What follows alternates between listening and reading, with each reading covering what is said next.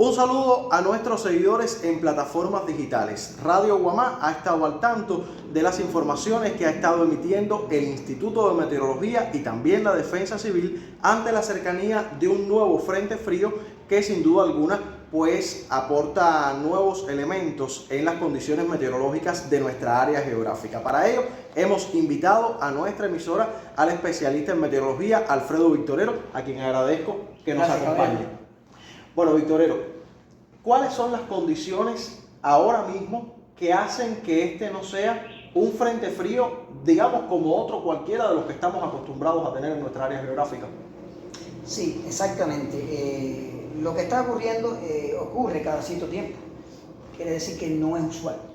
Si ocurre cada 5 años, si ocurre cada 3 años, no es usual. En Cuba es normal que un frente frío llegue, bajen las temperaturas drásticamente, incluso es normal. Pero esta temperatura, estos días con invierno en Cuba, sabemos que después de la llegada del frente se resumen a 2 o 3 días. Sin embargo, no es lo que ocurrió ahora. Ya pasó el frente y nos puso de invierno una semana entera. Pero no es que haya puesto el invierno en Pinar del Río, en Cuba, una semana entera, sino que lo va a seguir continuando. Fíjate que ahora mismo tenemos un frente en las puertas, está tocando la puerta, el frente va a llegar hoy. La llovizna de la mañana tiene que ver con esta inestabilidad por delante del frente. Quiere decir que vamos a enfrentarnos nuevamente a condiciones que son atípicas. Entonces, lo que está ocurriendo este año es que la temporada invernal es bien cruda. Me decías que es algo bien diferente. ¿Y por qué ocurre? El aire frío, por lo general, está tapado, el aire ártico está atrapado en las latitudes árticas. Quiere decir que existe una baja permanente, un centro de bajas presiones que atrapa este aire frío en el Ártico. Cada cierto tiempo, este aire frío se desplaza y corre hacia el sur por todo el continente, alcanzando México y nuestro país. Ahora, la gente se preguntará por qué ocurre cada cierto tiempo, por qué se desplaza ese aire si en otros momentos está atrapado arriba.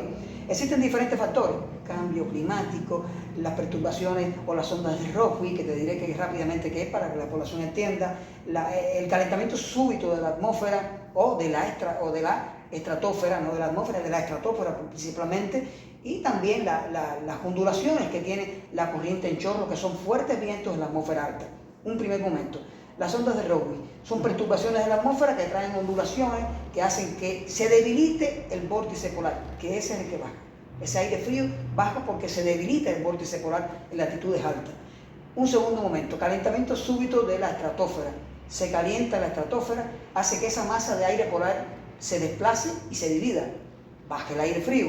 Un tercer momento, otro tercer factor que puede producir el cambio climático, hace que las temperaturas también bajen en latitudes altas como el Ártico y se parezcan a veces mucho a las temperaturas que tengan latitudes medias. Estamos hablando de Canadá quizás. De hecho, ahora en estos días tuvimos temperaturas de menos 50 grados, eso es prácticamente temperatura del Polo Norte. Eso es para que tengas una idea. Y otro segundo momento, ¿por qué se abre la puerta? ¿Por qué hace esa ondulación? El aire baja en forma de gota, llega a bajar hasta el Golfo de México, trae nieve para el Golfo de México, trae nieve para grandes cantidades de estados de los Estados Unidos, y no trae nieve para Pinar del Río, pero sí trae bastante frío. Y entonces la corriente en chorro, el jet stream, que cuando por momentos se ondula demasiado, hace que esa ondulación sea una puerta de entrada, abre una ventana para que ese aire ártico pues descienda. Y es lo que va a ocurrir, es lo que está ocurriendo ya. Ya en estos momentos el aire ártico primeramente va de este a oeste, de oeste a este, recorre, comienza a irrumpir sobre la rocosa en el continente, después los planicies y los llanos centrales de los Estados Unidos, y finalmente llega a la costa este de los Estados Unidos. Y ya una vez que llega a la costa este de los Estados Unidos, entonces ya prácticamente está alcanzando ya en cierta medida en nuestra provincia. Es por ello que usted ve una imagen de satélite, yo tengo imágenes guardadas, que cuando el aire frío irrumpe sobre Pinar del Río, la parte más corta entre el continente y Cuba, no es Pinar del Río, esa llanura de La Habana Matanza, es la parte más corta por la estructura que tiene Cuba, que está más arriba, Pinar del Río está más abajo, y se produce esa irrupción de aire frío sobre esa parte, pero también baja en nuestra provincia. Y es lo que va a estar ocurriendo ya a partir de mañana. Vamos a tener una semana invernal, puramente invernal. Bueno, yo le propongo que nos dé un poco de detalles, ¿no?, de cómo se deben manifestar esas condiciones, porque se ha anunciado que las temperaturas deben ser temperaturas de un dígito, las mismas, Sí. es decir, estamos hablando de temperaturas que no son habituales para nuestro territorio, a las que no estamos acostumbrados. Es decir, ¿cómo podemos sentir eso en nuestra vida, en nuestro día a día? Sí, exactamente. Quien nos protege de esas temperaturas de un dígito a nuestro país es el Golfo de México.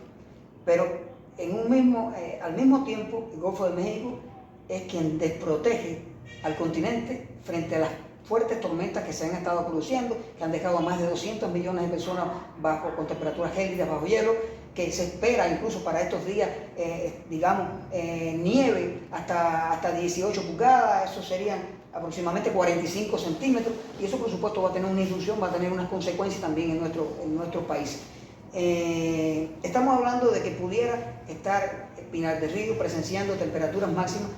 Pronosticamos para los próximos días, les decía que la próxima semana va a ser una semana típica de un invierno crudo para Cuba, como lo fue el 2017, como lo fue el del 2010. Solo cambiaron la fecha, el de 2010 comenzó en diciembre, siguió los segundos 15 días de diciembre, continuó hasta enero, no le bastó, continuó y marcó los primeros 15 días de enero. Ahora este comenzó en febrero, porque ya, y va a seguir, pero comenzó en enero, con el frente anterior. Y entonces estamos pensando en temperaturas máximas que los primeros días de la próxima semana, quizás lunes, martes, estén muy cerca de los 17 grados Celsius. Cuba no está adaptada a temperaturas máximas de los 17 grados Celsius. Para que las personas entiendan, cuando hablamos de la temperatura máxima, es el momento en que la temperatura llega a su punto más alto, es decir, el momento en que más calor vamos a sentir serán unos 17 grados. 17.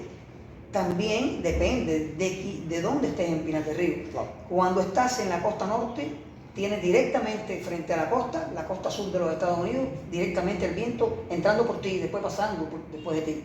Entonces se va a ir transformando. Quiere decir que las temperaturas, en estos casos, las máximas más bajas, por supuesto, se van a dar en zona de la costa norte. El viento se transforma con la montaña, se transforma con todo ese pedazo de tierra, que es estrecho, pero es un pedazo de tierra que transforma. Y la costa sur se va a recibir diferente. Ahora, también están las temperaturas que pueden sentir las personas en un valle. No tenemos registros en el Valle de Viñales, ahí se dan temperaturas bien notables. No tenemos registros en otras partes. En zonas costeras tenemos pocos registros, pero los que tenemos son significativos porque Pinar del Río es estrecha. Quiere decir que no hay muchas fluctuaciones en temperatura costa norte, costa sur. Cuando haga mucho frío en costa norte, que quizás uno se pone un abrigo, en costa sur te tienes que poner el abrigo, pero sientes un poco de calor porque la diferencia son 3 grados. Ahora, la sensación térmica es un punto importante, un punto que influye en todos los seres vivos, y ahí está el hombre. La sensación térmica hace que tú sientas mucho más o mucho menos que lo que marcan realmente los termómetros. Y ahí influye la humedad, influye dónde estés, influye la topografía, influye el viento, principalmente el viento. Y sabemos que estos días con la llegada del frente y posteriormente con la llegada del frente va a haber bastante viento. ¿Por qué? Porque los gradientes se van a apretar. La interacción de esa baja que va a estar bajando con la alta que le sigue hace que el rozamiento de una alta con una baja fortalezca el viento. Así que el viento lo vamos a tener fuerte. Así que digamos un viento fuerte que se mantenga un día posterior, lunes, domingo quizás, cuando ya la masa esté bajando completamente, lo vamos a sentir. Y la sensación térmica se produce precisamente porque el cuerpo humano hay una capa de aire que está muy cerca del cuerpo humano, muy cerca de la piel. Esa capa de aire tiene una temperatura más alta incluso a la capa más distante de ti. Y entonces hace que te protege y sea como un vestido que está cubriéndote y protegiéndote de que esa temperatura ambiente no sea tan drástica para ti. Ahora, si esa capa de aire que está permanentemente, aquí la tengo, no lo veo, está permanentemente ahí, ahora le ponemos un ventilador, el ventilador lo que va a hacer es desplazar esa capa de aire que estaba ahí y voy a decir aquí llegué con otra. Y te pone otra capa de aire. Eso imaginemos el viento que viene del continente sustituyendo una capa de aire que tengo para ponerme otra que está mucho más fría.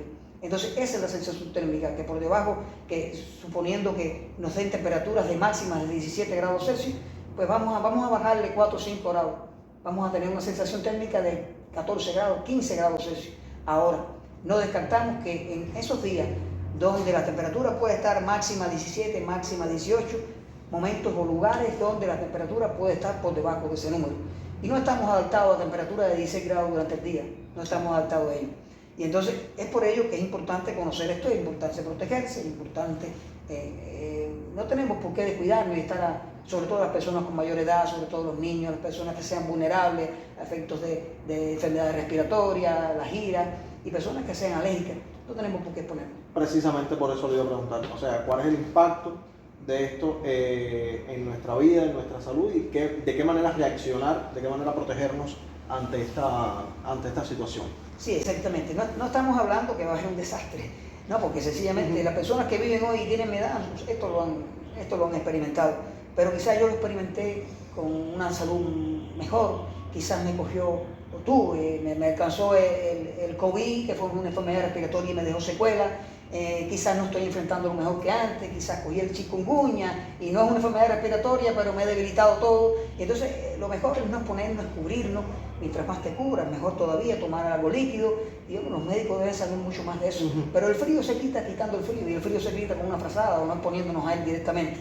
Porque aunque haya frío, va a haber sol en un cierto determinado tiempo, pero ya dentro de la casa, ahí no va a haber sol. Entonces quiere decir que esa temperatura que tenemos afuera y que aunque nos dé viento, nos da un poco de sol, nos va a curar un poco ese frío, pero dentro de la casa va a haber más frío todavía. Bueno, pues Víctor, entonces yo le agradezco este tiempo de diálogo, esta amplia explicación para nuestra audiencia, para nuestros seguidores en plataformas digitales. Ya usted sabe, temperaturas bajas en estos días que si bien no constituyen, digamos, un fenómeno marcado, digamos, un desastre, como usted decía, no es para nada un desastre lo que va a ocurrir, pero sí es importante tomar algunas precauciones, sí es importante que todos nos protejamos y que estemos atentos también a las orientaciones del Instituto de Meteorología, las variaciones que puedan estar existiendo, incluso también de las autoridades y de la Defensa Civil, que ha emitido también un aviso especial ante estas situaciones. Yo creo que es importante reforzar en determinados grupos poblacionales, usted lo decía, los adultos mayores, también los niños, es decir, personas que puedan ser vulnerables ante esta situación y que contribuyamos entre todos y que nos apoyemos también en estas circunstancias. Usted manténgase informado a través de Radio Guamá.